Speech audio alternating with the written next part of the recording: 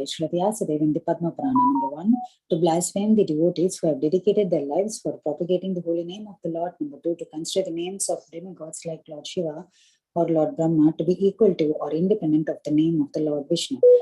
Number 3, to disobey the orders of the spiritual master. Number 4, to blaspheme the Vedic scriptures or scriptures in pursuance to the Vedic version. Number 5, to consider the glories of chanting Hare Krishna to be an imagination.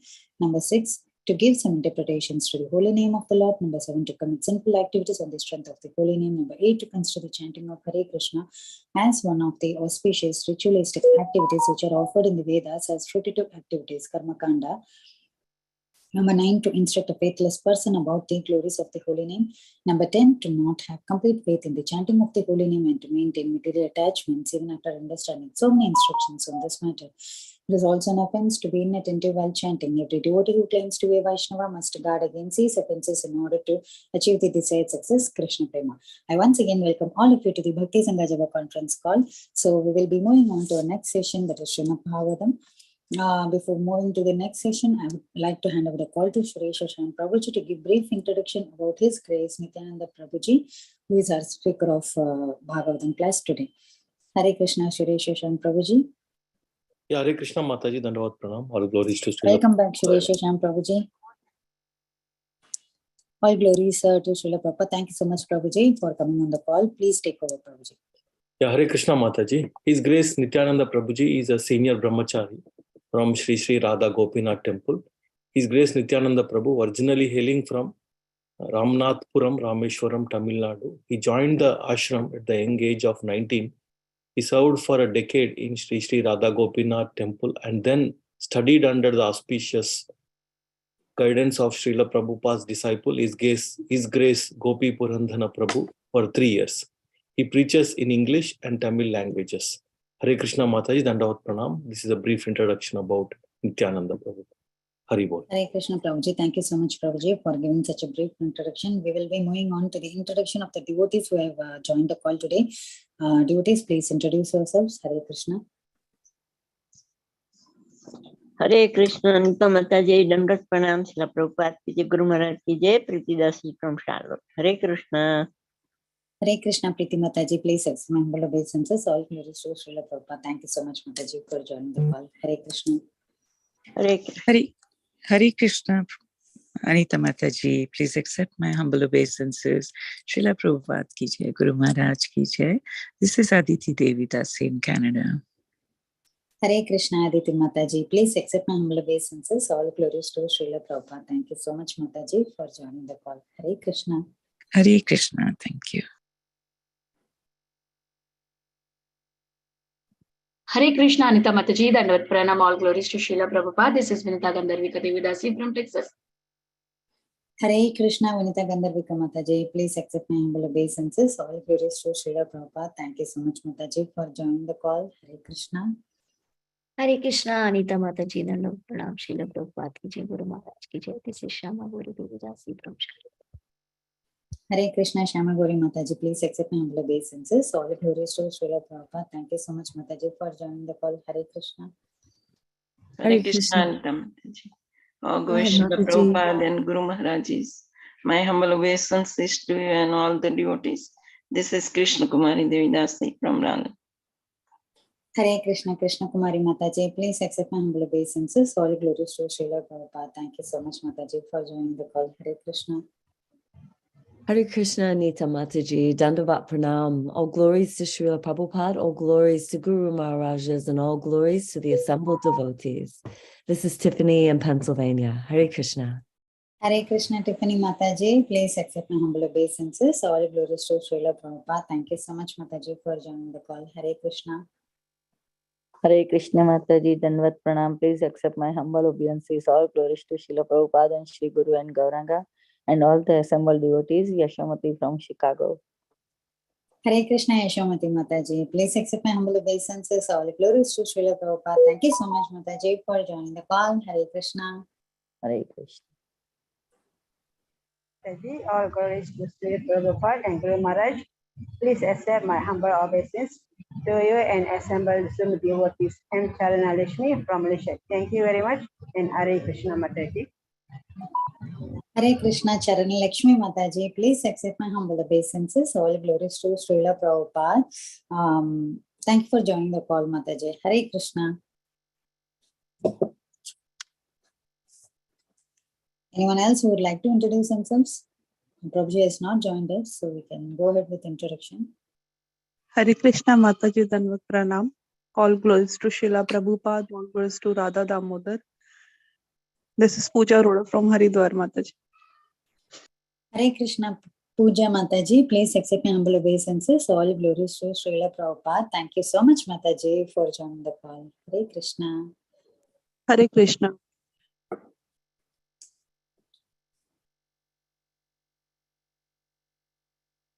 Hare Krishna. Anyone else who would like to introduce themselves? Hare Krishna, Danvat Pranam Mataji, myself Jyoti Taknayar. All glories to Srila Prabhupada, all glories to Sri Guru and Sri Gauranga, all glories to all the devotees who are present, and my humble obeisances at the lotus feet of all the Vaishnavas here. Hare Krishna. Hare Krishna, Jyoti Mataji, please accept my humble obeisances. All glories to Srila Prabhupada. Thank you so much, Mataji, for joining the call. Hare Krishna. Hare Krishna. Hare Krishna Mataji, please accept my humble obeisances. Jai Shri Prabhupada, Jai Gurudev, this is Haridana from Saraswati Awaj. Hare Krishna. Hare Krishna, Shri Hari Radha Mataji, please accept my humble obeisances. All glories to Srila Prabhupada. Thank you so much, Mataji, for joining the call. Hare Krishna. Hare Krishna Mataji, Dandavat Pranam, all glories to Srila Prabhupada, all glories to all the assembled devotees. This is Sushmita from Canada. Hare Krishna, Shushmita Mataji, please accept my humble obeisances. All glories to Srila Prabhupada. Thank you so much, Mataji, for joining the call. Hare Krishna.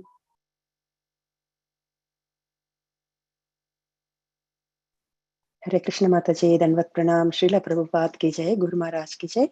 This is Valli from Naperville, Chicago. Hare Krishna. Hare Krishna, Valli Mataji, please accept my humble obeisances. All glories to Srila Prabhupada. Thank you so much, Mataji, for joining the call. Hare Krishna.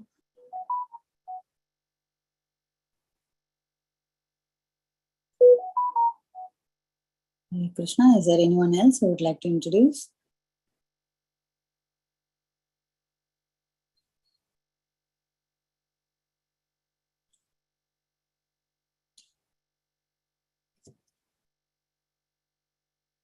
Hare Krishna, Krishna Krishna, Hare Hare, Hare Rama, Rama Rama, Hare Hare, Hare Krishna, Krishna Krishna, Hare Hare, Hare Rama, Rama Rama, Hare Hare, Hare Krishna, Krishna Krishna, Hare Hare, Hare Rama, Rama Rama, Hare Hare, Hare Krishna, Krishna Krishna, Hare Hare, Hare Rama, Rama Rama, Hare Hare, Hare Krishna, Krishna Krishna, Hare Hare, Hare Rama, Rama Rama, Hare Hare, Hare Krishna, Krishna Krishna, Hare Hare, Hare Rama, Rama Rama, Hare Hare, Hare Krishna, Krishna Krishna, Hare Hare, Hare Rama, Rama Rama, Hare Hare, Hare Krishna, Krishna Krishna, Hare Hare, Hare Rama, Rama Rama, Hare Hare, Hare Krishna, Krishna Krishna, Hare Hare, Hare Rama, Rama Rama, Hare Hare, Hare Krishna, Krishna Krishna, Hare Hare, Hare Rama, Rama Rama, Hare Hare, Hare Krishna, Krishna Krishna, Hare Hare, Hare Rama, Rama Rama, Hare Hare, Hare Krishna, Krishna Krishna, Hare Hare, Hare Rama, Rama Rama, Hare Hare. Prabhuji joined. Hare Krishna, Prabhuji. Hare Krishna. Hare Krishna.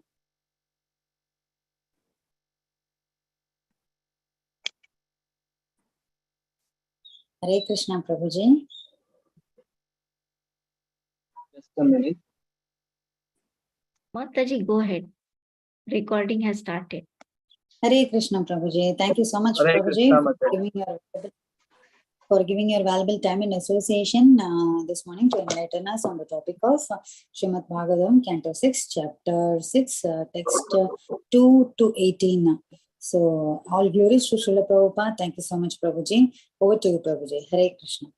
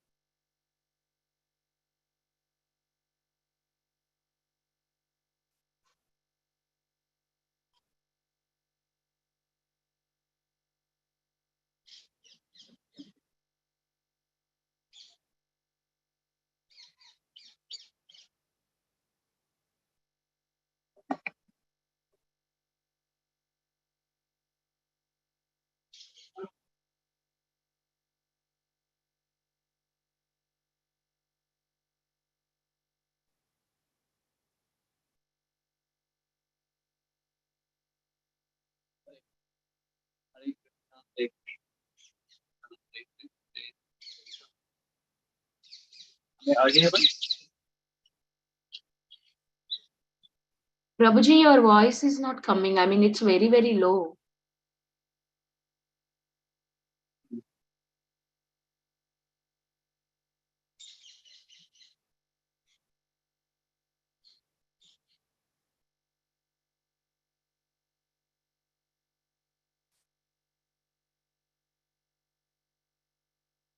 Hare Krishna, Krishna Krishna, Hare Hare, Hare Rama, Rama Rama, Hare Hare. Yeah, it is perfect now, Prabhuji. Okay.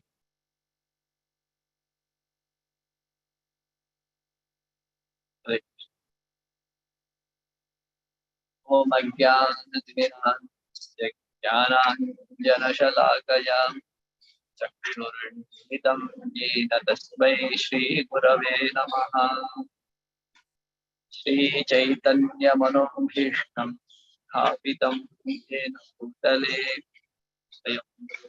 Kadavai Dadati Swapadantikam Vandeham Shri Guru Shri Patakamalам Shri Guru Vaishnavamsya Shri Rupam Agrajatam Aganarasvanathantidam Tam Sajivam Advaitam Savadotam Parijana Sahitam Krishna Chaitanya Devam Shri Radha Krishna Pada Ganalalita Shri Vishakhanita Shri Krishna Karuna Sindhu Dinabandho Jagatpate Desha Gopika Kanta Radha Kanta Namostute Bhakta Kanchana Gaurangi Radhe Vrindavaneshwari Vrishabhanute Devi Pranamami Hari Priye Namo Vishnupadaya Krishna Preshthaya Bhutale Srimate Bhaktivedanta Swami Niti Namine Namaste Saraswati Deve Gauravani Pracharine Nirvishesha Shunyavadi Paschatya Dikshatarine Pancha Kalpatarubhyascha Kripa Sindhubhya Eva Cha Patitanam Pavanebhyo Vaishnavebhyo Namo Namaha. Shri Chaitanya Prabhu Nityananda Shri Advaita Gadadhara Srivasadi Gaura Bhakta Vrinda Hare Krishna Krishna Krishna Hare Hare Hare Rama Rama Rama Hare Hare. Hare Krishna. So we are reading from Srimad Bhagavatam, 6th canto, chapter 6, text, chapter entitled The Progeny of the Daughters of Daksha, and verses from 2nd onwards. Text 2. Om Namo Bhagavate Vasudevaya. Om Namo Bhagavate Vasudevaya.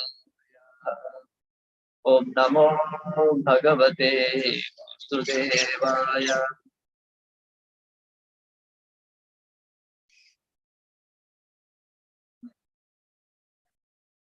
Dasha-dharmaya kaya Disha Trinavasthentave Bhutan Shira Srishpebhyo Vete Takshaya Chaparaha.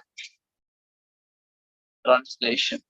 He gave 10 daughters in charity to Dharmaraja, 13 to Kashyapa, first 12 and then one more, 27 to the moon god, 2 each to Angira, Krishabha, Bhuta.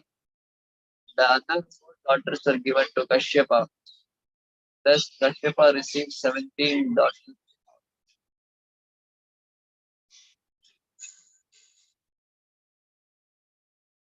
Namadeyami Amusham Tvam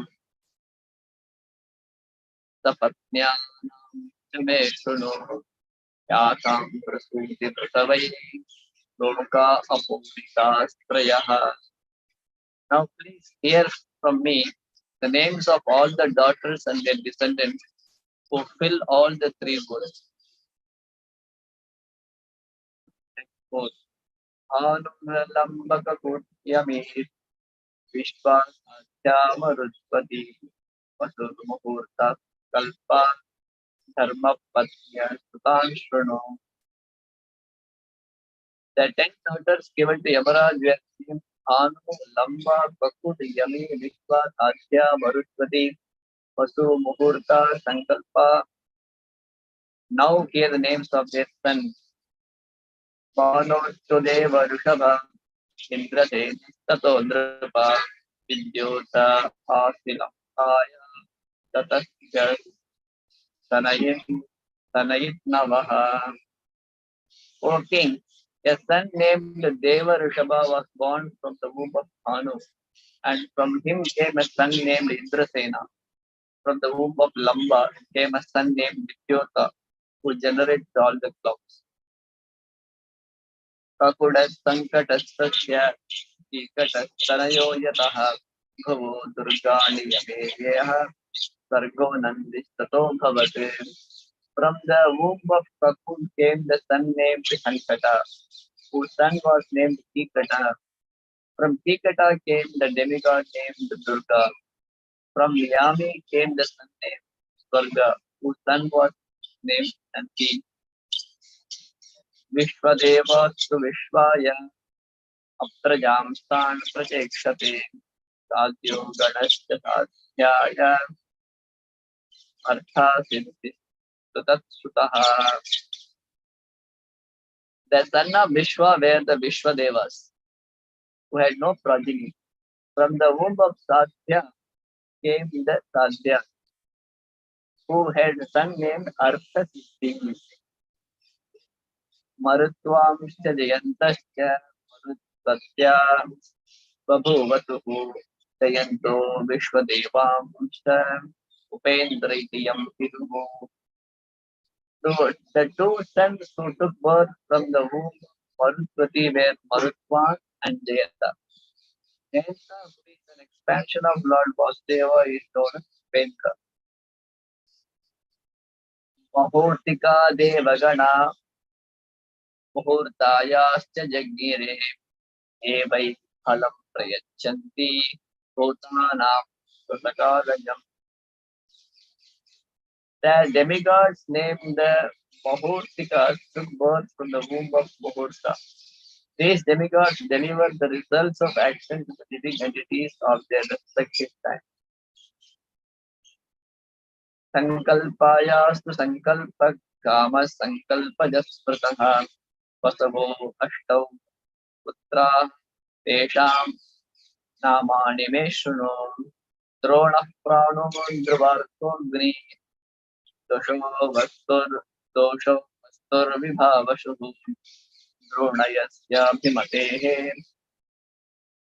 Patnya Harsha Sukam Payadayaha.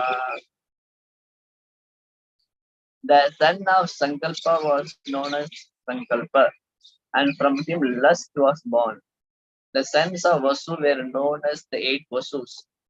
Just hear their names from me.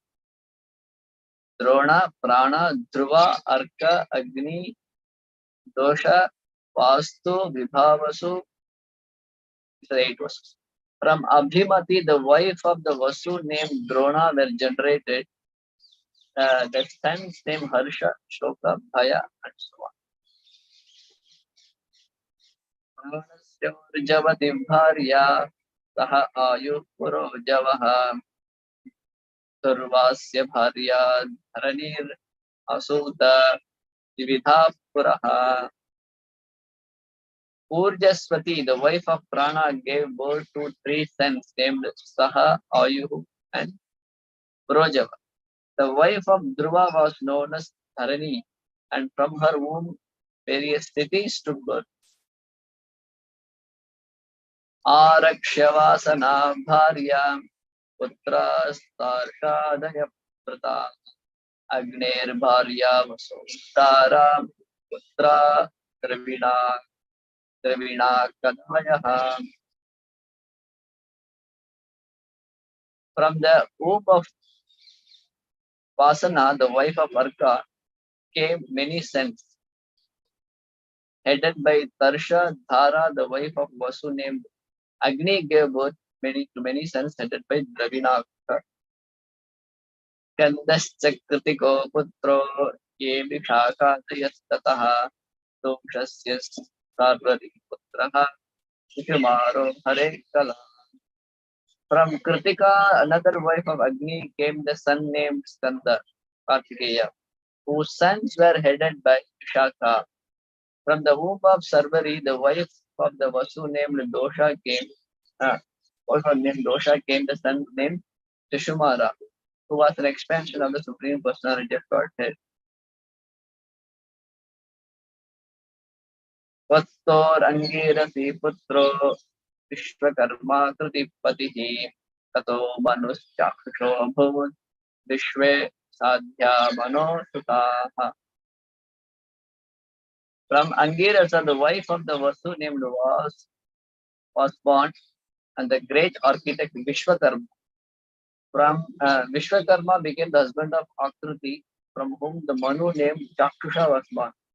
The sons of Manu were known as the Vishwadevas and Sadhyas. Vibhavasura Shutosha Vistham Roti Samatapam Panchayamu Athamutani Ena Jati Karmasu. Usha, the wife of Vibhavasu, gave birth to 3 sons named Vyushtha, Rochisa, and Atapa. From Atapa came Panchayama, the span of day, who awakens all living entities to material activities. Sarupa Sutabhutasya Arya Rudramscha Kotishaha Traivato Jam Himo Vama Ugra Vrishakapihi Ajaykapat Ahirbrahma Pahurupo Mahaniti Rudrasya Pashadaschanye Ghora Preta Vinayakaha. Sarupa, the wife of Bhuta, gave birth to the 10 million Rudras, of whom the 11 principal Rudras were Raivata, Aja, Bhava, Bhima, Vama, Ugra, Vrishakapi, Ajaykapat, Agirbhadra, Pahurupa, Mahan. Their associates, the ghosts and goblins, were very fearful, were born of the other wife of Bhuta. Purported by His Divine Grace, A.C. Bhaktivedanta Swami Srila Prabhupada. Srila Vishwanath Chakravarti Thakur comments that the Bhuta had 2 wives. One of them, Sarupa, gave birth to the 11 Rudras, and the other wife gave birth to the associates of Rudras, known as the ghost and hobgoblin.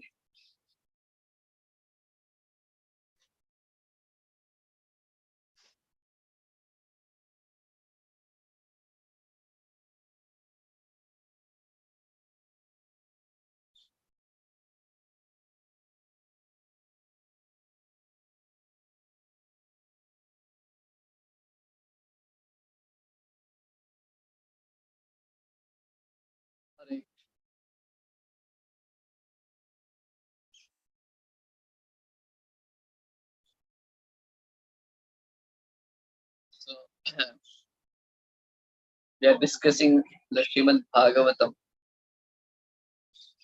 6th canto, the progeny of the daughter of Daksha. Srimad Bhagavatam has many topics to be offered to all the devotees. Atra sargo visargasya sthanam poshanam bhutaya. Manvantara ishanvata bhaktir nirodashraya.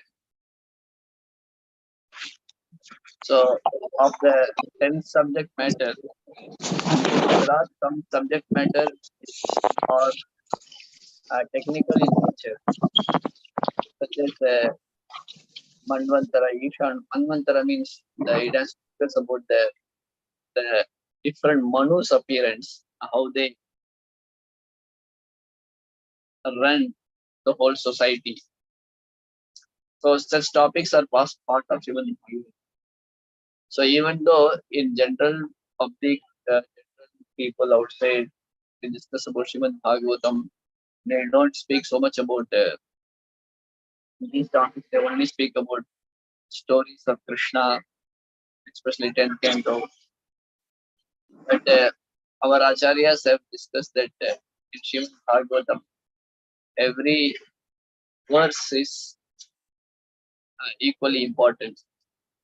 One should not jump to 10th canto directly. One should go gradually, step by step, to other cantos. So that is a style Siddhanta Saraswati Thakur gave in Prabhupada, following in that style, that he is reading through all the cantos in a gradually one after one.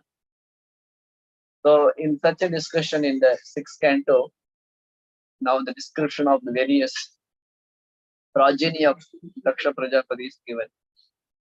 So here, if you wonder that what is the relevance of these names, kind of somebody in the beginning of creation gave birth to so many people.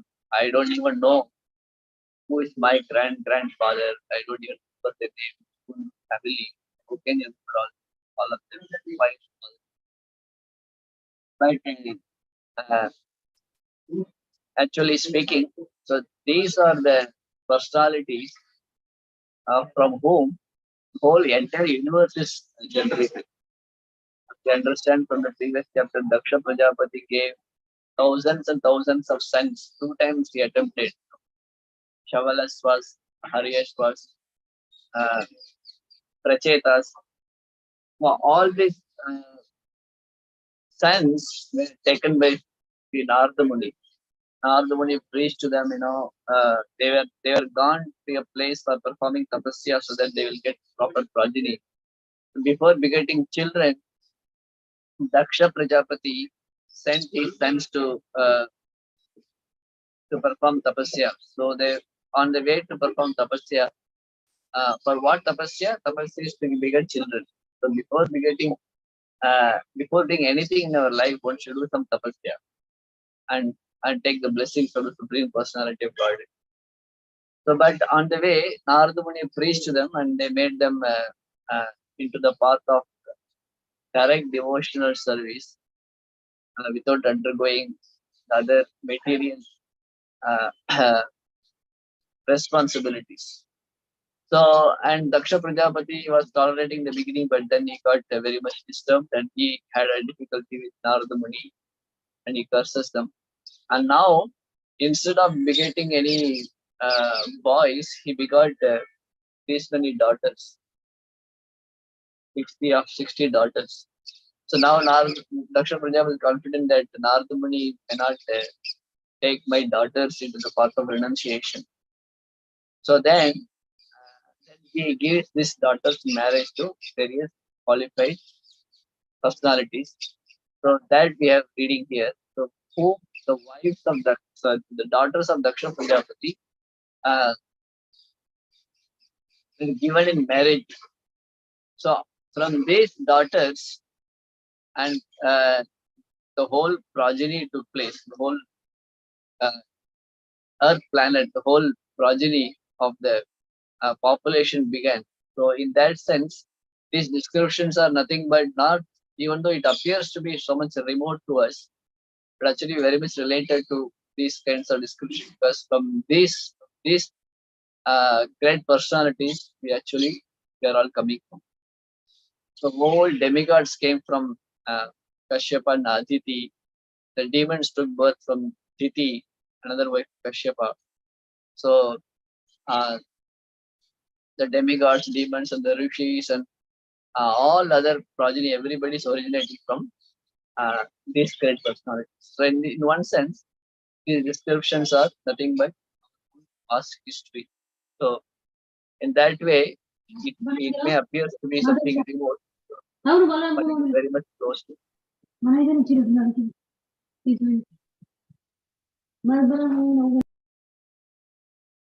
voice is audible to everybody?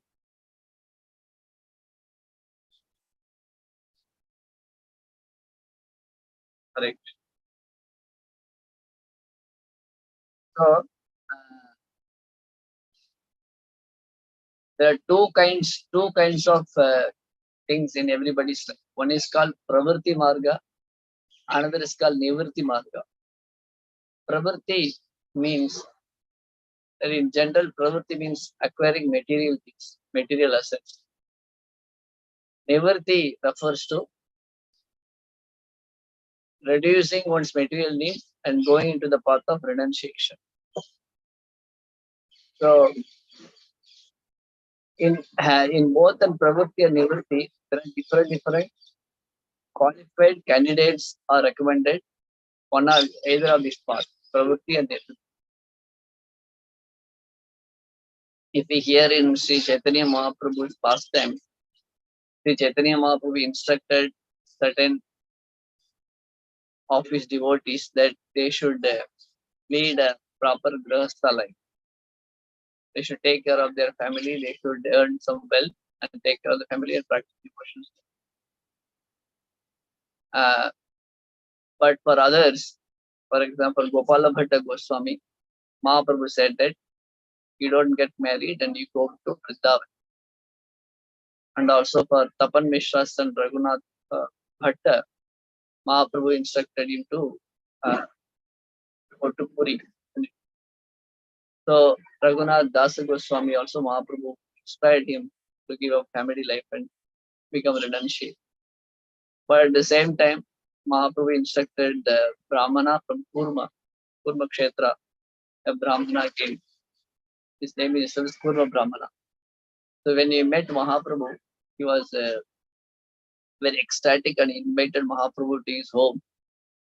So Mahaprabhu stayed with him, and Kurma Brahmana had a very great time with Sri Chaitanya Mahaprabhu, and he completely given his life wholeheartedly at the feet of Sri Chaitanya Mahaprabhu. But then Mahaprabhu was his style, wherever he travels, he doesn't stay in one place for a long time. When Mahaprabhu was about to leave, the Guru Brahmana, what he said, that he said that if you are leaving from this place, I will also come with you. I will give up my family, my wife, my children, my house, everything, and I will come with you. So at that time, Mahaprabhu said that you stay back and be in your home, and you continue preaching, continue chant and preach the holy name. By doing this, so you will be free from Maya. So Mahaprabhu instructed many of his followers remain in their respective ashramas. Very few Mahaprabhu said to take the path of complete renunciation. But nevertheless, as the Sampradaya says, Rehe Tako, Vane Tako, Sada Hari Bole Tako. The person stays in the house, the person stays in the forest. But one should be concentrating on the practice of devotional service. So that's why this Varnashrama Dharma, this actually is not the main focus in Bhakti, but that Varnashrama Dharma which helps us to become devotees of Krishna, we utilize that and we progress in the path of devotional service. So that's why in these chapters we hear in the Bhagavatam we hear the stories of prachetas who become renounced. Narada Muni preaches to them and made them vairagis.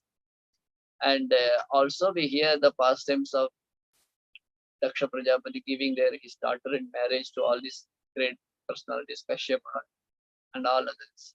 And not only they are getting married, what kind to the marriage, what kinds of sons they got, not only their son, their grandsons, their grand-grandsons. So Vamshanu Charitam, we hear the in one sense their whole family affairs, family business, family stuffs. So generally what we hear is that Gramya Katana Shunibo, don't waste your life in hearing about others' family. And nowadays the whole world is triggered, whole world is immersed in understanding others' affair. Whole cinema, we are people who are low-minded. They are intrigued to know, understand about others' business, others' life. So they want to know about others' affairs. But the Bhagavatam directs us that we can utilize that propensity to understand Krishna's affair. You try to understand Krishna's affair with Rukmini Devi. You try to understand Krishna's affair with Satyabhama, Krishna's affair with the Braja Gopis. That will purify you. So instead of if you want at all have a propensity to try to peek into others' life, understand Krishna's life. Why? Because that is transcendental. Janma karma cha me divyam evam yoveti tattvataha tektva dekam punarjanma aitima meti. Krishna's life, if you want to have any attraction, utilize here. Somebody is interested in adventure, there are a lot of adventures. Somebody interested in getting into romance, so much romance is romance between Sita and Ram, romance between Rukmini and Krishna. Krishna wrote love letter to Rukmini. So everything is there in our Shastras. So these kinds of Krishna's Leelas or the devotee's life, So Bhagavatam discusses about both things, renunciation as well as the pravritti mark. So the renunciation is glorified in Bhagavatam through the pastimes of prachetas and others. At the same time, Bhagavatam also doesn't neglect about these family descriptions of so many descendants. Why? If it is only renunciation, why this is to be discussed? Because these descriptions also related to Krishna. So Krishna or Krishna's devotees are related to the devotee's life. So discussing about Krishna and Krishna's devotees, so that is also transcendental. So in this way, these descriptions about the various progeny is mentioned in the 6th canto. This is also, that's why our Acharya says that don't discriminate between 10th canto and 5th canto. The hellish planets are different. Some time back. Why we should discuss both? Because both are Krishna Katha, related to Krishna. So in this way, we are hearing the big list of the family members. Progeny after progeny after progeny. Sometimes we get bored also when it is going to end. What is the relevance? But the Bhagavatam describes that if anybody hears the names of these great souls, great dynasties, great kings and their sons and daughters, families, they'll get very much purified. They will develop attraction towards Krishna's lotus feet. So these family affairs gives us purification. At the same time, when we hear about the others, the mundane people's family affair, or the family affairs of not even the real mundane people, fictitious mundane people. So many films, all the cinemas and all, they're not even real, so fictitious things. So in this Kali Yuga, people think Ramayana, Mahabharata, which are real, actually, the histories of mankind. Mahabharata is the histories of Bharata Varsha. So these real things they consider as mythology. And people go to the cinema theaters and watch films which are actually myths. It's not real actually. No, there's no such a personality existing also. They make their own stories. And they think that is reality. If I say they don't know, that is not real. People know this is not real. They know this is a story. They're just going for entertainment. But the very fact that they're so much absorbed in watching that and getting absorbed with laughing and crying, and people go mad after these actors and actresses, whatever. So it actually, even though they think it is they think it is not real, but actually they feel it is real. That's why they're getting all emotional. Lifestyle is based on that. So Srimad Bhagavatam is giving us the reality. And when we dwell deep into that, we actually get the real emotions in our life, real spiritual emotions, real spiritual experiences. So that is a whole understanding. So this real emotions, the real understanding, the real experience, which actually nourishes our life. The material thing, when we hear, it looks like very titillating. Sometimes it looks very nice. But later what happened, it will become very boring and we feel miserable, especially devotees when they become attracted to other things. They lament actually. That's why in the Shastra it is said, the material pleasure in the beginning, it is very interesting and very much kind of titillating. But then later it becomes very pain. Person develops distaste after eating too much, and a person develops distaste after enjoying sense objects. But spiritual nourishment is such that it is vayam tuna vipratyama uttama shloka vikrami swadu pade pade. That in the spiritual experience, that the great acharyas, they pray that I am not satisfied at all. I want more and more and more. I want more and more and more. But in material life, we see somebody is so happy to eat some sweets. We give them, they'll be waiting when I will get this sweet. When the Deepavali will come, I will eat all the sweets. When the Ekadashi will finish and Dwadashi time day, I will eat a lot of prasad. Like the people are praying. But when they get their footstep, their eatables, they feel after some time they frustrated. I don't want any more samosas. I don't want any more gulab jamun. Enough for me. Isn't it? So we get saturated. But then after some time, I want more. So this kind of saturation and lamentation, hankering and saturation. But Krishna consciousness in the other way, there is no saturation. There's no saturation. Imagine,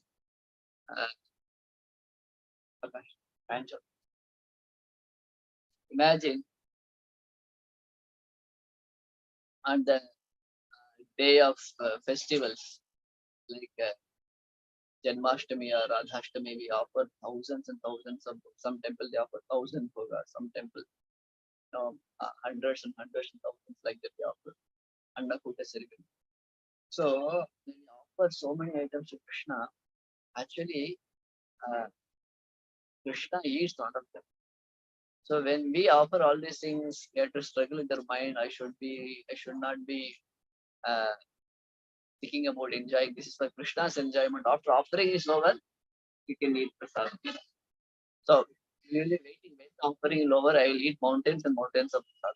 But actually, can we do that? How much we can eat? The Mahaprasadam is something very common in our society, that a lot of pastimes happens behind Mahaprasadam. But still, one time some Gurukul boys in Mayapur, they were boys, kids, like Krishna stole butter in his childhood. So Krishna's devotees also like to steal, especially Mahaprasadam. So the Gurukul boys, they were taking, they were Mayapur they were taking some Mahaprasad. So one time, his guest Pankajan, boys go and sometimes steal Mahaprasad. So one boy, he got some big chunk of Mahaprasad, he stole and he was coming down. And on the way, he saw Pankajangi too, and the boy got fearful. Oh, now I got red-handed. So then Pankajangi saw and he understood his whole hand is full of Mahaprasad, and he's covered. He's tried his best to cover his Mahaprasad pot with his cloth. So Pankajangi, as if nothing happened, he said, "Oh, so you stole Mangal Bhog. Oh, okay. Run as if your life is going to end. Run as fast as possible. Go, run. So he was so elated, Prabhuji took it so lightly and encouraged even still. Of course, when the kids still, when the devotees in the beginning of Krishna consciousness, still it's fine. Later we have to try to little sober as possible. Of course, devotees want to be all the time, want to be kids. Sometimes it's okay. But the thing is that even if we get a full plate of Mahaprasad, we can't eat so much. So the material senses have a saturation limit. But when we advance more in Krishna consciousness, there is no saturation. One of the name for Krishna is Aparyapta Amrita. Aparyapta Amrita means nectar. So in this world, anything nectarian, after some time, it becomes saturated. Enough. I don't know. But Krishna is such nectar that you can keep on eating and eating and eating, but you will never saturate it. You will never satisfy. You want more. Paryapta, Aparyapta.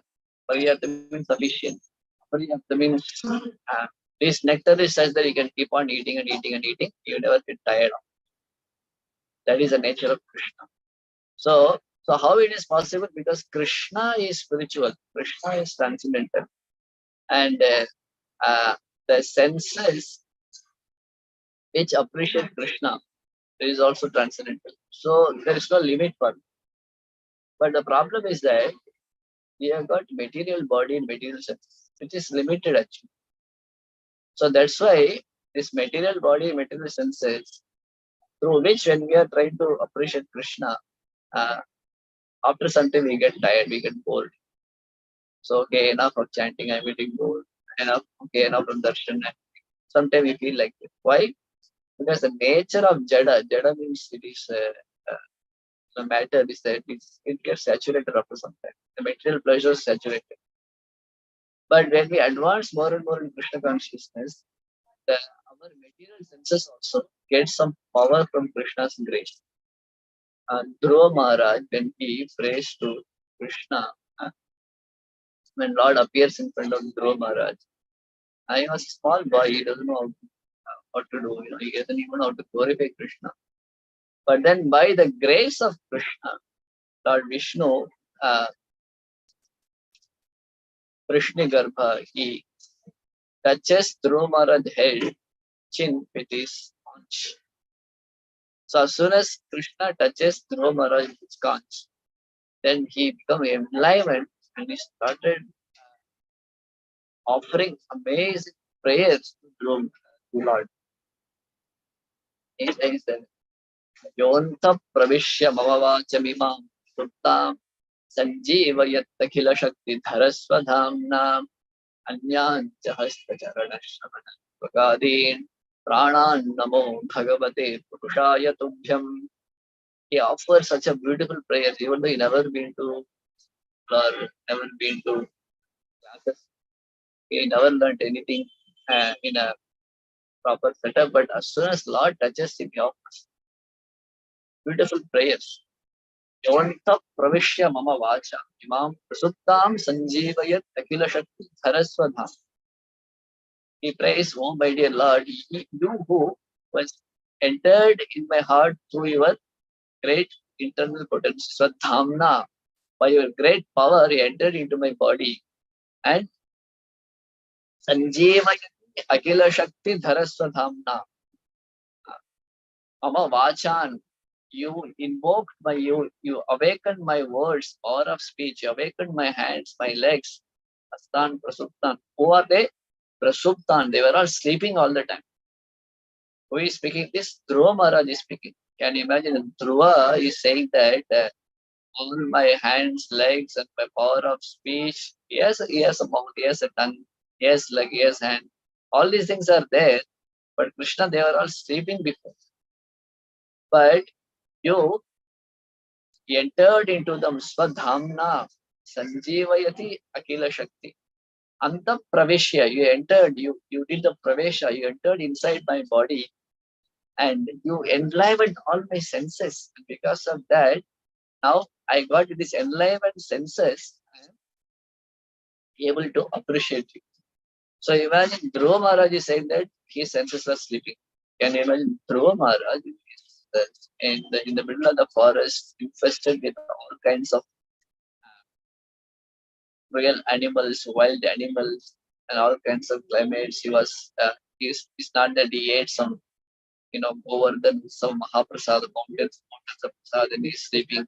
He was eating some water, some dry leaves, sometimes even stopped it because he was eating just take some air. Even stop that also, the whole earth is shaking because of the power of tapasya. So it definitely is not sleeping, but he is saying that till now my senses were sleeping and I am sleeping. Krishna, because you have entered by the uh, simple touch of Shri Krishna's Panchajanya Shankancha, and that much is sufficient for Dhruva that now even Sanjivayati Akila Shakti Dharasvathamna Swadhamna Prasuptan. So all these senses were sleeping, but you opened them up. So if Dhruva Maharaj, who is alert in performing his tapasya, when he is saying that I was sleeping all throughout, but only when Krishna touched me, my senses were enlivened and woken up. So you can imagine what is our condition. So even though in this world people are being here and there, so busy. Prabhupada sometimes tells his disciples, in the air, sometimes when devotees travel in Prabhupada in the airplane. So devotees are so tired working hard. As soon as they sit in airplane, all the devotees goes to sleep. And Prabhupada said, the karmis are working outside and the devotees are sleeping, So Prabhupada and devotees, Prabhupada devotees are very tired. And Prabhupada said, why karmis are working hard outside, devotees are sleeping? So Prabhupada never had any kind of jet lag or any tiredness. Always busy work. But devotees are so tired. So Prabhupada would say the karmis are working outside. So when you see outside people are working so hard, doing so busy. But here Dhruva Maharaj is saying that he is sleeping. So you can imagine that even though the so-called people are moving around here and there, actually they are all the deep sleep. So the so-called moving all around is compared to sleep. Sleep in what? They are sleeping to the effects of Krishna consciousness. So why? Because the material senses by nature are dull, they are ignorant, they are very stale, and their pleasure is very limited. Even if you give them, they don't have capacity to appreciate it after some time. They become saturated, and they become saturation again, lamentation. But there's the whole world. If you see the medical professions, the cosmetic industries, and everybody's geared towards keeping everything fresh and interesting. The family life becomes stale after some time. And drinking also, even if they like to drink, they can't drink after some time. They can't smoke after cigarettes or whatever. So everything becomes saturated and the enjoyment is finished. So that's the whole industry, is that how to keep our sense gratification goes on without interruption. They take so many medical advices to increase their sense gratification. What is increasing just to sustain their sense gratification? They take too many artificial medications, but still the sense become dull and the mind and desires become more. So in this way, there is a mismatch between the activities of mind, and because of that, frustration takes place. The relations become stale. The initial attachment and the initial attraction becomes stale after some time. They don't get any more attraction with the same person or the same things. So that is the nature of the dull material sense. But everybody is looking for a permanent and unsatiating happiness in this world. Nobody is. And one of the symptom of soul, what is different between soul and body? One of the symptom of soul is that it always wants to be happy. The soul by nature is that always happy. Even you may say that somebody is committing suicide, but even that person also wants to be happy one. So for him, committing suicide is a source of happiness for him. He cannot tolerate any more miseries, so he wants to be happy, to free from the misery. So for him, right now the happiness is success. Everybody wants to be happy. Nobody in this world is miserable. It's nature of this world. But that real happiness and sustained happiness is available in Krishna consciousness, which people are not able to understand. Just like from the example of a deer, the deer is going all around the desert, trying to find out where the fragrance is coming from. It gets attracted to a fragrance, the Kasturi Mriga deer, but the fragrance is coming from its own stomach. The stomach, it has a particular secretion that gives the fragrance, but doesn't understand where the fragrance is coming. It goes all around to find out, and then sometimes it goes not able to find, goes to the desert, and it dies also. But the fragrance is coming from its own belly. Similarly, people in this world, they are looking for great happiness, sustained happiness, increasing happiness, but they don't understand it's very much available within them. Nitya Siddha Krishna Prema Sadhya Kabunai Shavana Shuddha Chitta Karai.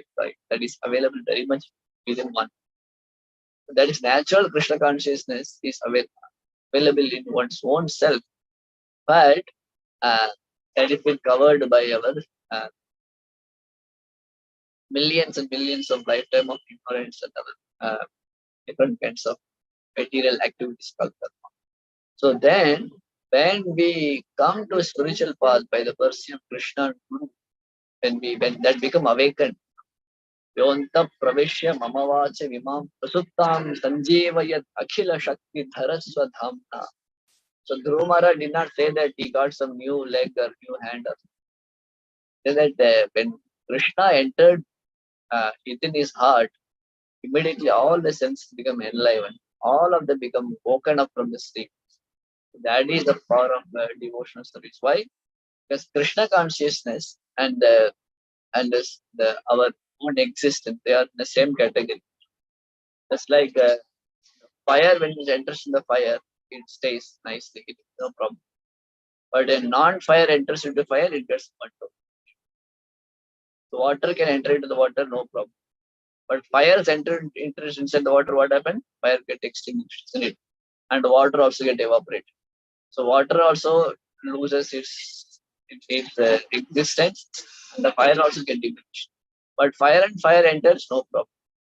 Water and water enters, no problem. Similarly, that we and Krishna are in the similar category. Which category? Spiritual category. Apareyam vijaspanyam prakritim vidhime param. Amaivangsho jivaloke jivabhuta sanatanaha. The living entities are my part and parcel. These jivas are my prakriti, my para prakriti. They are my nature. They have my nature. So we have the nature of Krishna's nature. So when we come close to Krishna, then we also become happy like Krishna. So that's why Prabhupada many times says that Krishna consciousness is not an artificial imposition on the mind. It is a natural function of the living entities. Prabhupada many times speaks. So, but the natural become very unnatural for us because of condition, isn't it? Drunkard person, the normal life is leading a very normal life by anybody else. But for him, the normal life become artificial, and the artificial drunken life become a normal. That is like we are in that category. So for that, we have to get back to a normal life. What is normal life? Normal life is becoming ecstatic in Krishna's seva, Krishna's hearing about Krishna, engaging in Krishna's service, taking Krishna's star. That is our normal happy life. So to get to that normal life, our so-called normal life, which is abnormal, that has to be directed towards, slowly directed towards Krishna's service. That is a program Srila Prabhupada offers us. So that's why for the drunkard person to get him back to normal life is a tapasya. Slowly he has to give up drinking and then reduce his amount of drinking to slowly come. Right? Like that gradual process is there. So that is a process. Acharyas are recommending, beautiful process. So, and how we get that? Even the last, what we lost, the devotion process, bhakti, which gives us real happiness. That is comes by the mercy. So, other things like wealth or fame or prestige in this role, there is a particular way how to achieve that. If you study nicely, you will get a great education. If you perform something great, you become famous. Or you play great sports, you become a famous sportsman. So there are particular cause by which you'll get something else. The cause and effect are generally different things. If you have money, then you can get so many good items. So money is a cause, and getting a big house or a big vehicle, car, something is the result. So by one, you get another one. If you have a lot of fame, then you can influence for people. So the cause and effect.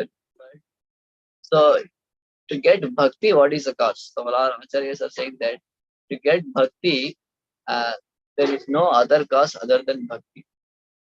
For getting bhakti, what is bhakti means? Bhakti is nothing but the natural activities of the Jiva soul. So engage Jiva Swarupa Hoy Krishna Nitya Das. All our Swarupa, our constitution, our natural position is to engage Krishna service. That is our natural. So that is called as bhakti. Bhakti means what? Performing certain activities either mentally or through our external senses in placing Krishna favorably. That's called as bhakti. Very simple. So through your hands, legs, or through your body, or through your mind, you perform certain activities, you do certain things which will be pleasant to Krishna favorably for his pleasure. No, that is what bhakti means. So, and how we get that if you understand this is a product we want, just like a person wants a product called a Mercedes Benz car. And how we can get that? We can get if you have the money. So money is the cause and Mercedes Benz is the result. Money is the cause and high-rise skyscraper building his house, his bungalow is the effect. Money is the cause and getting some big job is a end result. So they say both are different. Or money is a result and you're working in your office or someplace is a cause. But we also want a product called bhakti. That is our natural activity, inclination. How to get that, isn't it? So that's the question. When you want to get something, how to get that? So when you analyze that, it interestingly that the product called bhakti that we can't get by giving anything else. Can we purchase bhakti by giving money? No, it can't be. Can we purchase bhakti by giving our work? We offer I'll work for overnight for 5-6 days. So can I get bhakti? We can't get that. Or can I get bhakti by performing austerities, tapasya for hundreds of years? No. You can get long life by austerities. You can get fame by performing austerities like Vishwamitra did. You can get so many things by performing austerity, but bhakti you can't get by any of this. So what is the cause for bhakti? Or acharyas very nicely given us understanding that the cause for bhakti is nothing but bhakti. What is bhakti? Bhakti is a process to attract Krishna. And that bhakti is caused by bhakti only. How? That is interesting understanding. So, why we have to go up to bhakti first of all? We have so many things in our life to achieve. Why we should want bhakti? Because we understand that in all our life, Krishna is the only real source of pleasure. We want Krishna. And when we want Krishna, Krishna cannot be purchased or achieved by anything else other than bhakti. So three things we have to see. We have to get Krishna, and Krishna can be achieved only by bhakti. So to achieve Krishna, we want bhakti in our life. And to get bhakti, what do you want? That's another question comes. So first of all, why in order to get Krishna, we want bhakti? First of all, why we want Krishna? Very simple. Because Krishna is Krishna and we are in the same category. What category? Krishna is spiritual, Krishna is eternal, Krishna is blissful, Krishna is full of knowledge. We are also in that category. We are spiritual, we are eternal, by nature we are blissful, by nature we are knowledgeful. So when two are similar category, they can go together. But the opposite category, they cannot go to. That's what happening in the material world. It's the opposite things.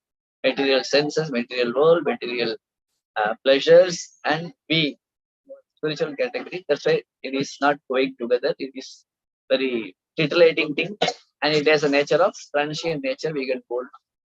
So we understand by our experience that this material world is miserable and this doesn't give exact pleasure what I'm looking for. So instead of suffering like the deer in the forest, in the desert, losing one's life, by somehow or other, by some Shraddha, we are coming to understand that Krishna is the source of all happiness. He is in another category. So some other Prabhupada writes in Gita, at least theoretically accept Krishna as Supreme Lord, but understand Bhagavad. So even if you theoretically understand, but try it out. So Krishna, I want to get him. I tried so many other things for life, billions of lifetime. I could not get it. How Krishna is proving very small incarnation. And Krishna comes down, he shows to the people, see, I am here in one side in Vrindavan, and Kamsa is in the other side.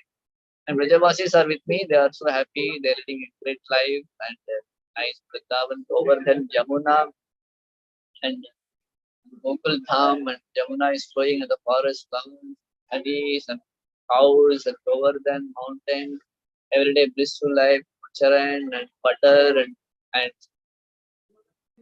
nectar, milk is flowing, and everybody is so happy, simple life, no school, no college, no exam, no kind of tension, job, anxiety, just live a natural, happy life. And any trouble comes, Krishna says, I will take care. Trinavrata comes, finished one using of his neck, and Sakatashura comes, one kick, he is finished. Putana comes, one skews, she is finished, and Aghasur comes, one just entering into the body is finished, and Keshi comes, one twist, he gives a blow and he is finished, and Dhenuka comes, one swill, he is finished. Mr. Krishna says, any trouble come, I finish. And we all be happy. And other side, Krishna is showing Mathura, that Kamsa and their party, and what happened to them. Kamsa, Kolaya Pita finished, Pralamba finished, all Kamsa associates, Krishna finishes them. And Krishna finally destroyed Kamsa also. Chandura Mushtikar finished. So Krishna says both sides. So you got Kamsa side and you got my side. So you decide which side you want to go, because you see the results. So they say Krishna, by his descent, he is showing to the world that if you come to me, this is the result. If you be the other side, that is the result. So by saying Krishna's past tense, intelligently we understand that okay, going to Krishna's side looks more promising. Okay, I want Krishna, then how to get Krishna? Then the question comes, how Krishna is begotten by all these people. Naradharakena Kritak Punya Punja. So this Krishna is been achieved by so many rishis and great demigods and others, lot of difficulties. But these coward boys achieved Krishna so easily. So what kind of great pious activities these devotees have done? Kritak Kritya Punja. So so it is how to achieve Krishna is the next question comes. So what Krishna recommends in the Bhagavad Gita,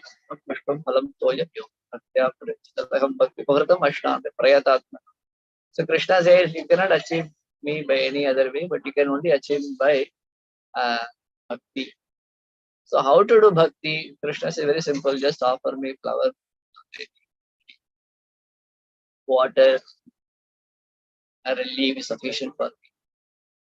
So but how to do that? Krishna says bhaktya upavritam. Bhakti uses twice.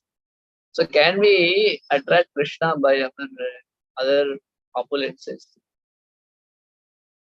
Can we offer Krishna some flower and fruit and conquer Krishna? No. The demigods, for example, are depending on our offerings. The demigod, you see, when we do yajna, do swaha, indraya namah, varunaya swaha, varunaya namah. So whenever they offer, all this ghee and all these things, that goes to demigods. Demigod becomes so happy and they get it, and then they become very happy and they get nourishment. And in return, they offer a lot of rains for us. Devan bhavayatanena te deva bhavayata parasparam bhavayata Shreya Paramavapsita in Gita Krishna. So both of you help each other, and you scratch my back, I scratch your back. So Krishna gives the process. You perform sacrifice, don't eat everything, offer to demigods, and demigods will be pleased and they will return, they'll give you rain. So in this way, we are depending on the demigods and demigods are depending on us, isn't it? So there is a parasparam. So that's why they fight sometimes. If somebody wants to curse another demigod, they will curse that you will not get any more offering in the yajna sacrifice. Then they irritate them. And again they fight to get their share back. The demigods are depending on human being sacrifices for their sustenance, and we are depending on demigods. So like that, is it Krishna, if you don't offer Patram Pushpam, whether he is depending on our sacrifice? No. Krishna is Swarat, Aham Dvija Pratapita, Patta Parataram Jnanya Kinjidasya Dhananjaya. Everything belongs to him.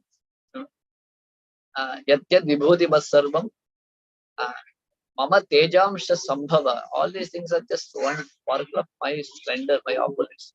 So everything belongs to Krishna. So we can't offer Krishna to or something which belongs to him only. So then, what is necessary for Krishna to accept? He has this thing. He has everything. So we can only offer something to another person to attract him or conquer him when the person doesn't have a particular thing. A rich man attracts a poor man by giving some money. Why? The poor man doesn't have money and he needs the money. So if Krishna doesn't have some demigod doesn't have certain things, we offer and they become attracted, they become happy and they give us something back. But Krishna isn't like a poor man, he doesn't have anything. He wants something from us. No, Krishna has everything within him. Everything belongs to him. So like a poor man is controlled by a rich man by offering some gifts. Like that, we can't control Krishna by giving us mantra. So something we have to give him which he doesn't have. Then we can attract and we can possess him. So the poor man doesn't have money, so he gives money. The rich man have money and other things, but he may not have some power, some position. So the government official may give some power, position, some business venture. Then they can attract. Or somebody may have powers and money and all, but they may not have some kind of position. So you give position, some kind of some maybe have lonely life also. They have everything, power they got, fame they got, but they don't lonely. So somebody who is very beautiful or somebody who is handsome, they go and they give some emotion, affection, then they can conquer them. So in this way, something a person doesn't have, another person gives, and they become indebted to them. They conquer. Like that, what can be given to Krishna? Krishna is Shadaishwarya Paripurna Anurdhva Saman. Shadaishwarya Paripurna, he has all the opulences fully within him. So what he can give to attract him? What he doesn't have, which we can give him. So if you analyze, the only thing what comes is that Krishna has everything. Satya Sankalpa, Satya Kama. The whole Vrindavan is under his control. He has all the what fruits Krishna needs, what flowers Krishna needs. Vrindavan belongs to him. Vaikuntha belongs to him. So, okay, today Vrindavan he has something. Maybe tomorrow Vrindavan some storm will come. All the trees will fell off. All up trees are fallen off. Then I can give some. From my garden I'll go and give flower to you. No. Krishna's Dham is eternal. He doesn't any no destruction takes place. Satya Sankalpa Satya Kama. Just mere desire of Krishna, mere his own thought brings what he wants. So Krishna wants some gulab jamun. Krishna just thinks, desires, immediately gulab jamun appears in his mouth and he takes. So what he can give to Krishna? Satya Kama, Satya Sankalpa. He's not like the demigod who is looking forward. He's not depending on us and doesn't need anything. He's in that category. What we can give, what we can do to attract Krishna. that we have to analyze as something which he doesn't have. So what he doesn't have, which we can give him, finally, that boils down to bhakti. So bhakti is something he doesn't have. Bhakti means what? Affection for himself. So Krishna doesn't have affection for himself. So that is what attracts him. So that bhakti Shakti, Krishna's Swarupa Shakti. But that bhakti, what happened? Krishna attracted by that particular bhakti. So he is looking that far from others. So when we give that, then Krishna becomes very attractive. Just like a person who is not eaten for hundreds of at least week or 15 or 20 days, how eager, how he is so much hungry to eat whatever stale food we give. Hundreds, thousands of times Krishna is hungry. That's why Krishna says, Atram pushpam phalam toyam yome bhaktya prayachati tataham bhakti upahratam ashnami Krishna. He eats very much. So Krishna is hungry for what? Bhakti upahratam. So 2 times Krishna uses. So when we give this patram pushpam with devotional attitude, that Krishna eagerly eats that without giving any discouragement to the devotees. So what Krishna will eat if I give? Krishna has thousands of fruits trees in Vrindavan. What flower if I can give to Krishna? So many devotees are offering beautiful flowers to Krishna. How will accept? We shouldn't have that doubt, because why? That's why Krishna says, Ashnami prayatatmana. Somebody gives no emotion, I'll accept. Krishna's senses are not like our senses, material senses. Krishna can eat more and more and more and more and more and more and more and more and more. Still, he is more hungry to eat more. Krishna is, stealing butter. Yashoda have thousands of cows and tens of cows, milk and ghee and curd, butter, everything she has. But still, Krishna is hungry for more. So that is the greatness of Krishna. So Krishna definitely accepts our offering, but what he's looking for, that's bhakti. So now we understand we can get Krishna by bhakti. That is the only thing which can attract Krishna, nothing else. Okay, how to get that bhakti is the next question.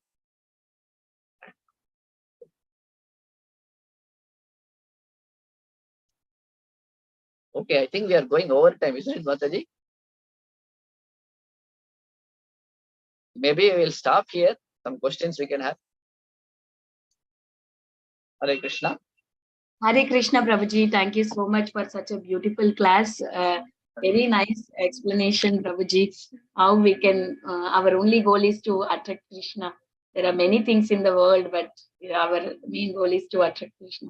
Thank you so much, Prabhu, for coming on the call and explaining so beautifully. I request Subhaka Krishna Prabhu, please go ahead with your question.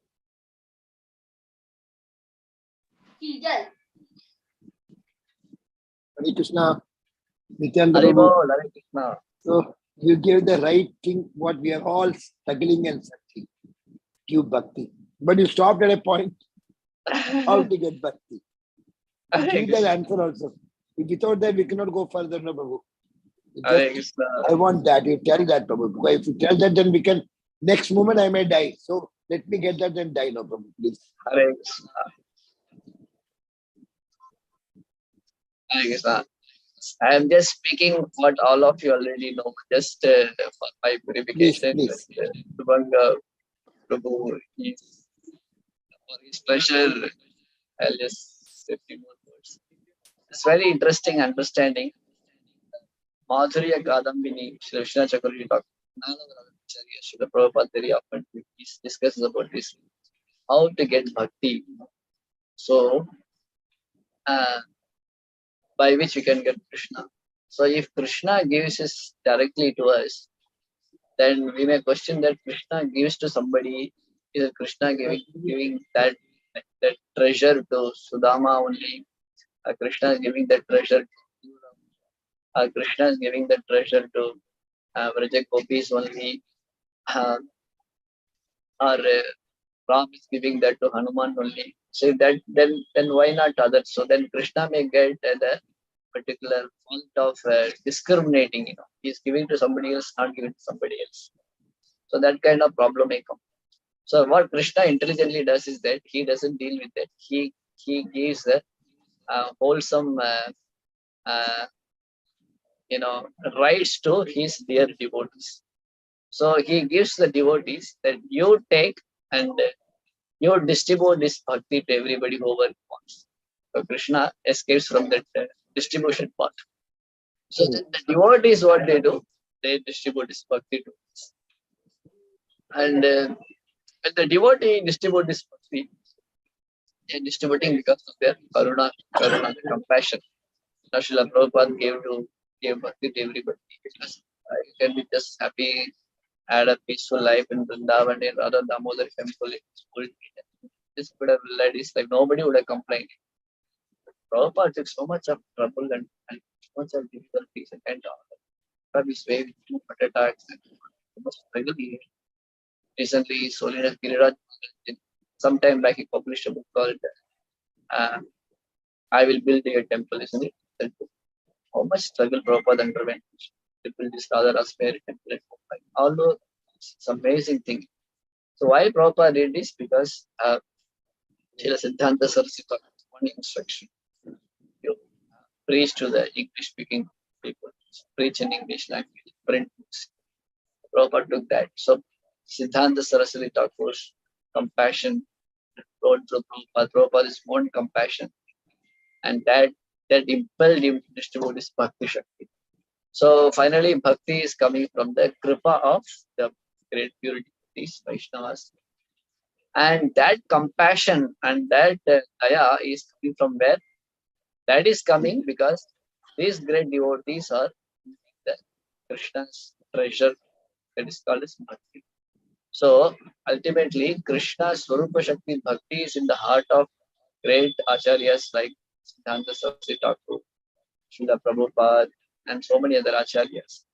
So that Krishna's Bhakti in their heart produces a compassion in their heart, and that compassion distributes further Bhakti to all of us. So in this way, ultimately, what is the cause for Bhakti? The cause for Bhakti is Bhakti only.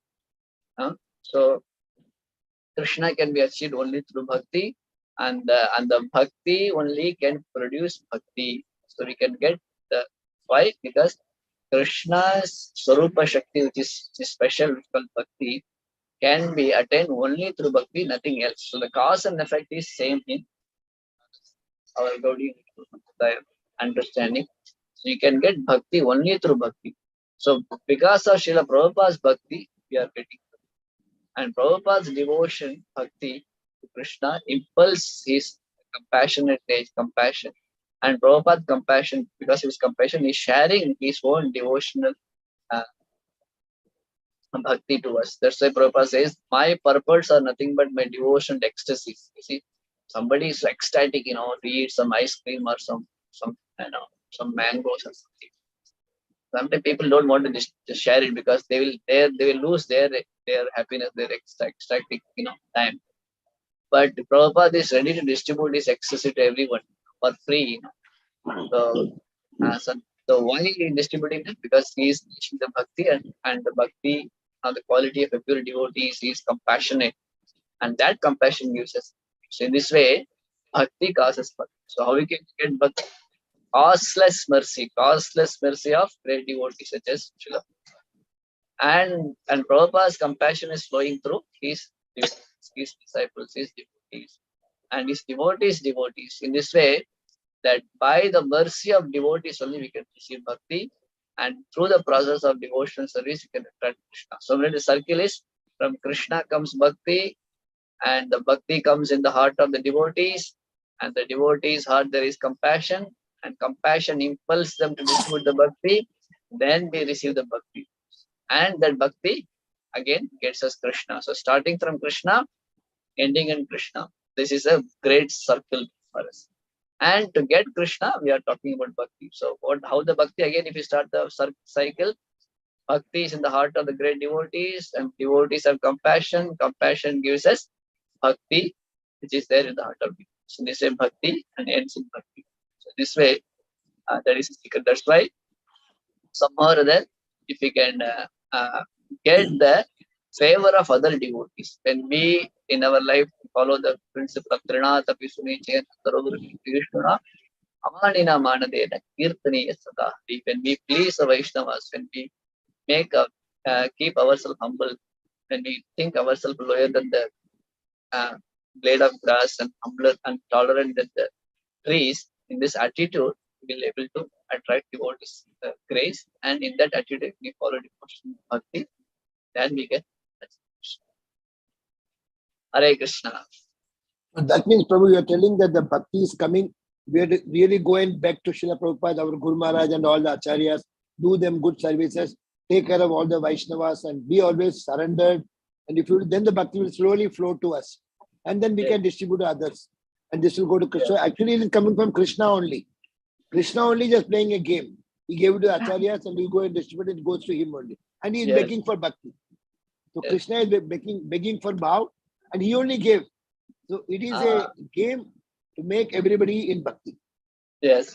That is a unique understanding of Gaudiya Vaishnava Acharyas.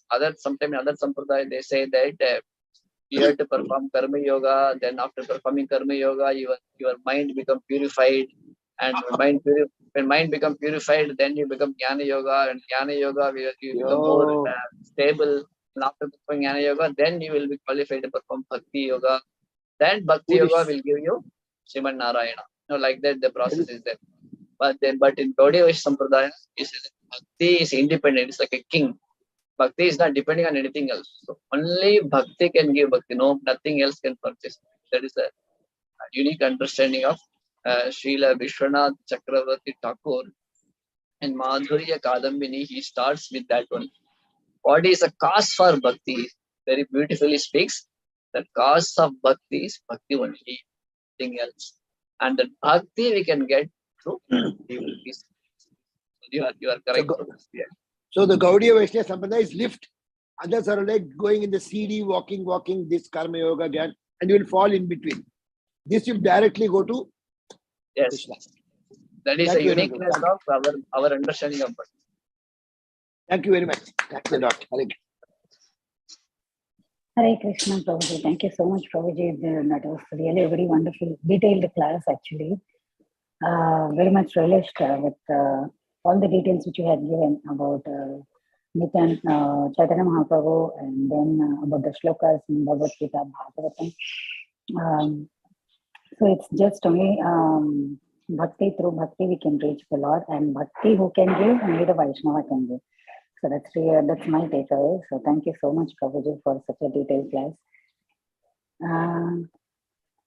I see no more questions in the chat. Let me check. Yeah, no more questions in the chat or no more hand raised, Prabhuji. So we can end the call here. Thank you so much, Prabhuji, for such a wonderful, enlightening class. Jyoti Mataji is having question. Yes, Mataji, please unmute yourself.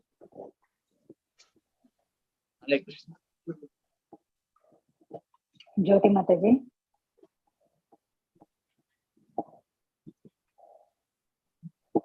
Hello. Hare Krishna. Yes, Mataji, please go. Hare Krishna, Danvat Pranam, Prabhuji. Prabhuji, I have one question. Say if a devotee is not getting an association on a regular basis, and if he's struggling with the material life, facing some really major challenges, at that time, if that devotee is willing to get an association and it's not there, so how that devotee should develop himself as a good association for himself? I mean, what he should do extra to make sure that he is really achieving or doing something for association or becoming himself as a good association, what he should do actually, and how he should cross check himself, like that. Could you please guide? Well, sometimes in a situation, we all experience this kind of situation that you may not get the association, especially in your family situation is something like that, or our workplace. So first of all, minimum thing what you can do is that there should be understanding that this association is very important. Srila Prabhupada says there is somebody in the Bhagavad Gita, Prabhupada writes that if anybody can think that they can advance in spiritual life without association, they are insane. For very strong statement. So At least we should have an understanding that I need devotees association, number one. And if we don't have, first we should have the understanding. Second, we should be looking forward to that. We should be hankering for that. At least we should feel that I'm missing something.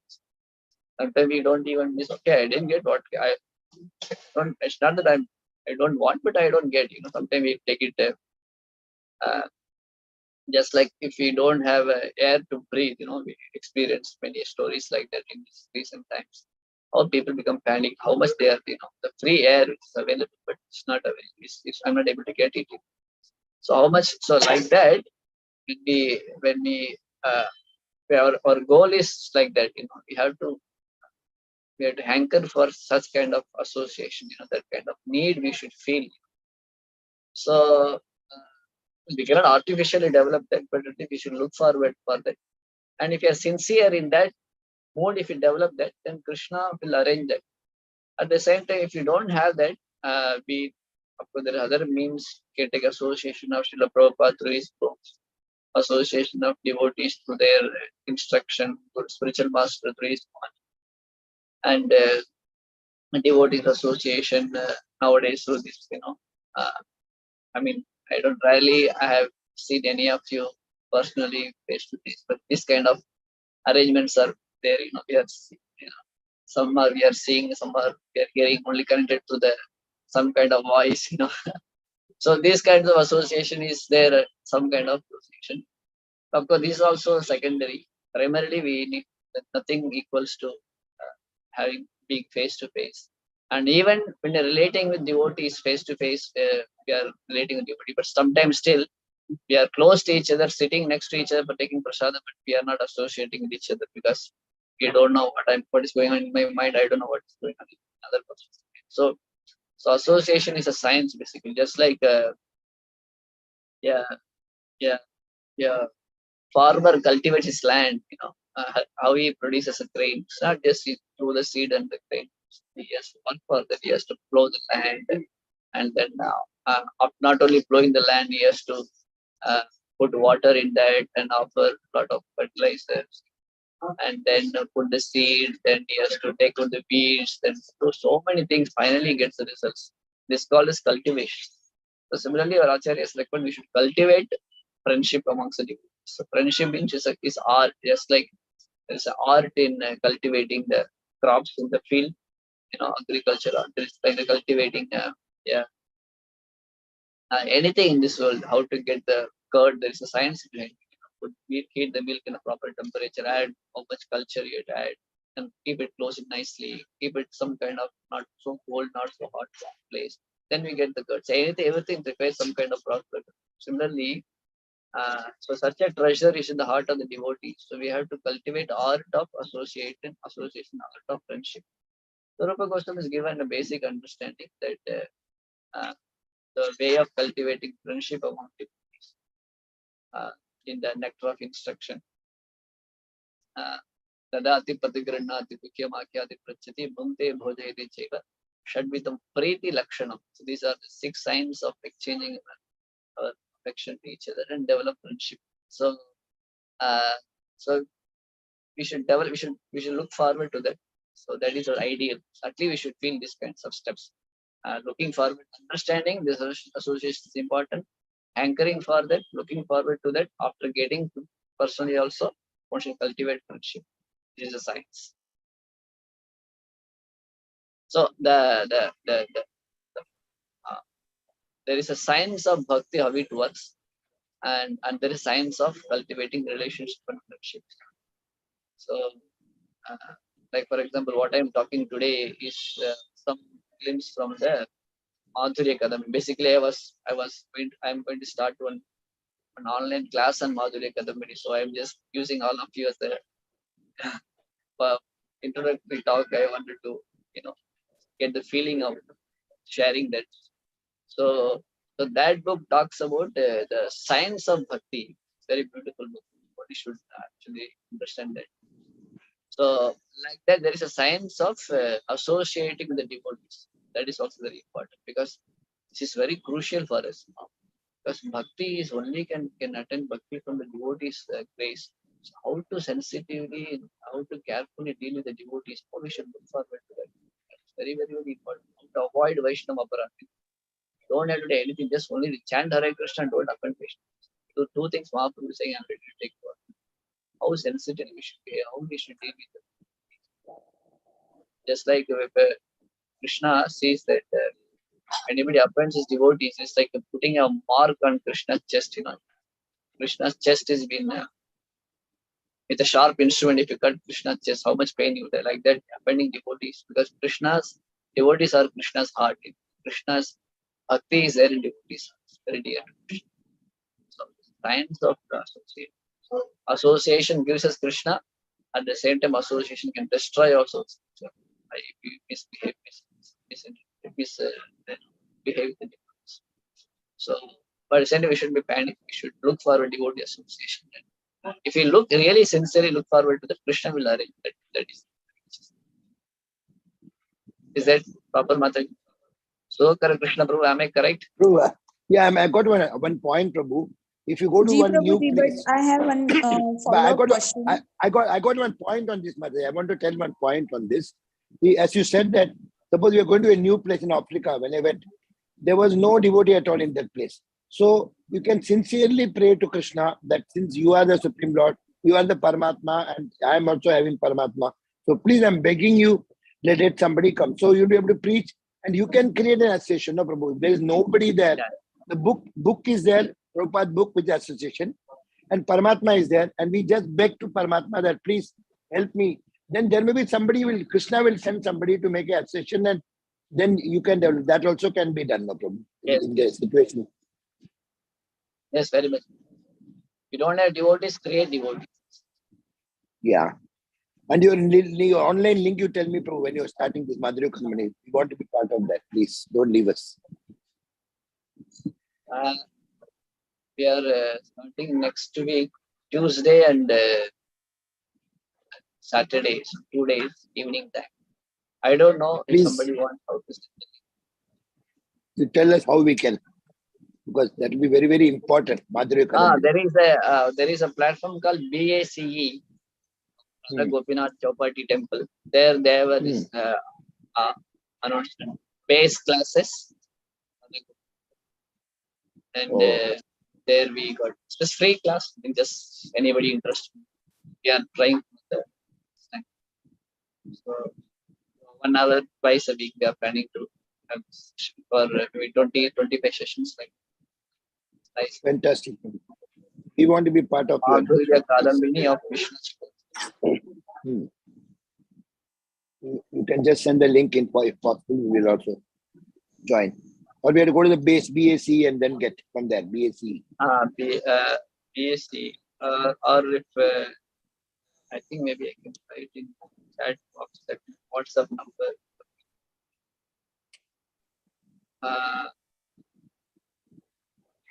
Anyway, in the meantime, somebody was asking something.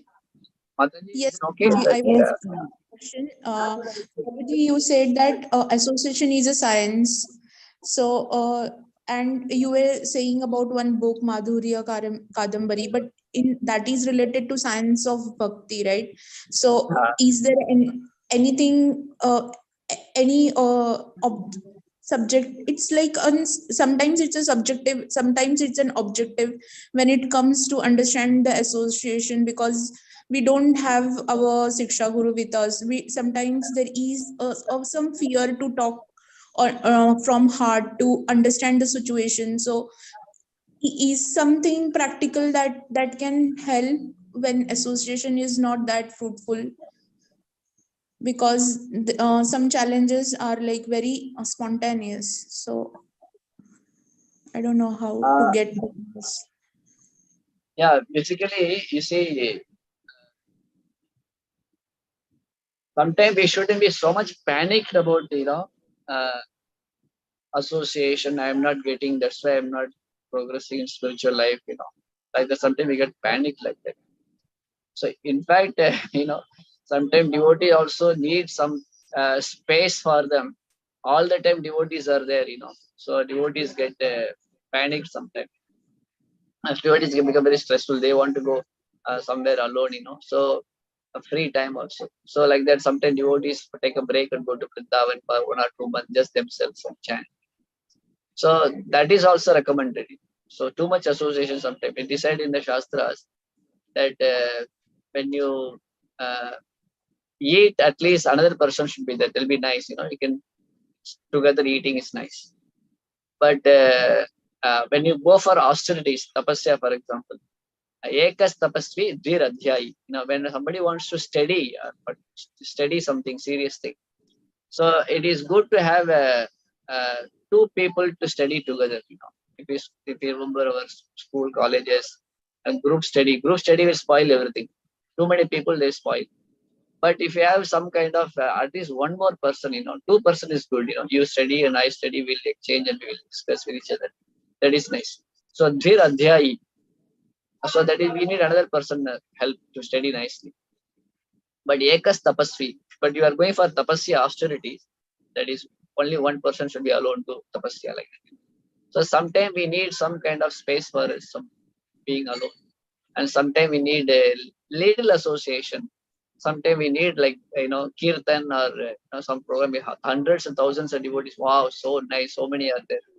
So this is a science, a variety. So sometimes we need some kind of just ourselves and holy name, ourselves and Bhagavatam. Even studies, we need a teacher. So all the time teacher is there, a person cannot study properly. So you need a teacher, but teacher should not be there all the time. Only if the teacher and he goes away, he has to leave the student alone. Then the student has to sit with other students and he discusses what he studied. So that should be there. But not all the time he's sitting with other students and chit chatting or studying. He should have his own time to chew what he learned.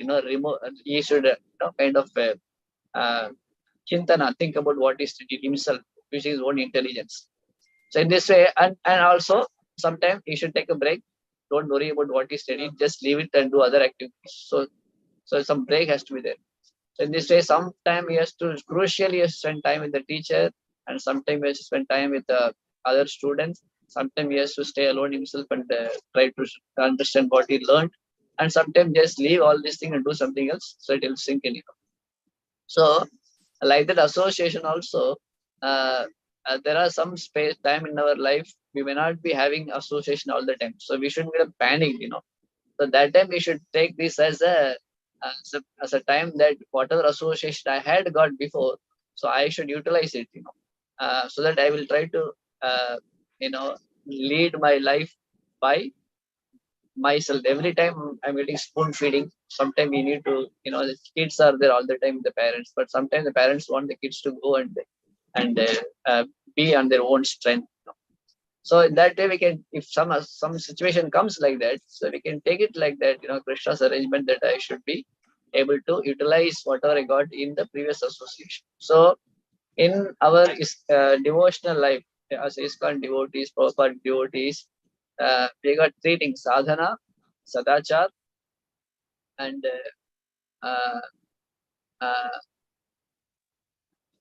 swadhyaya. Sadhana, sadachar, swadhyaya, and swasthya.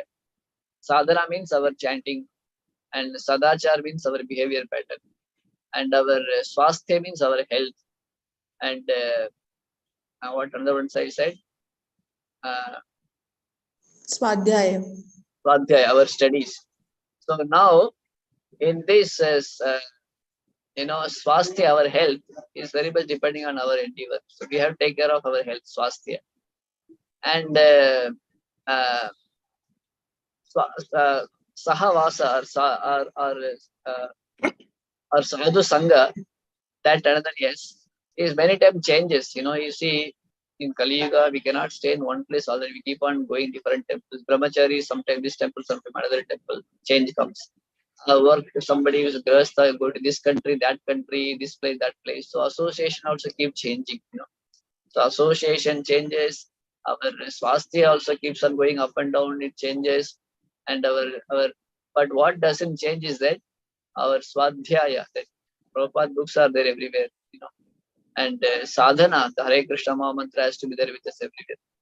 So certain things don't change. Certain things bound to change. You see, So Sahavasa, so Sadhu Sangha sometimes changes, sometimes there very much, sometimes different people, different devotees are there, and health goes up and down.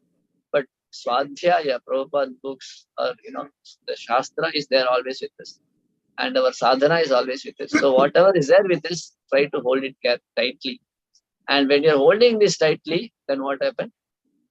That Krishna arranges for us to get the association also. So it is Krishna's grace we get devotees, and devotees' grace we get Krishna. This is a cycle basically. So by the mercy of Krishna we get devotees association, and devotees association we get Krishna. So why Krishna doesn't give directly means that Krishna doesn't he gives directly. So Krishna gives devotee association. So when we don't have devotee association, we have to pray to Krishna. Krishna, please arrange for me to get devotee association. So in this way, that is the opportunity, the time that we have got to express our desire, express our a desire to get devotee association, and express our gratitude for what association we have got before. So in this way, this is an opportunity for us to express. Is that to the point, somewhat... Prabhuji, thank you so much. I have noted down and I'll work on it, and I'm really grateful. I understood that it's a grace and mercy, and I will not hanker and get panic a lot, but I am really, and thank you so much for your question, answering my question. Thank you so much. Eternally grateful to you. Thank you so much. Hare Krishna. Danvat Pranam. Who got the number? Got the number? This number is WhatsApp number, no? Yeah. I shared in the chat box. Yeah, got it. It is WhatsApp number. I think some admin will be there, and they will. Okay. Anyway, this is not this is some course we are trying. Not expert in that. No, you're expert. So nice. Hare Thank you very Krishna. much, Prabhu. Thank you so much for the beautiful class and nice question and answer. There is one question in the chat, but then we are time out. Like it's already 8 o'clock. So we can take this question offline. Maybe Prabhu, I will send you this question in your chat box. Thank you Hare so much, Krishna. Prabhu. Beautiful class. Hare Krishna, Mataji, Prabhuji, thank you for allowing me to come into all association. Hare Krishna. Thank you, Prabhuji, for your time and such a beautiful class and nice question and answer. I would like to offer my obeisances to Prabhuji and all the Vaishnava system and all the call. Vancha kalpatarobhyas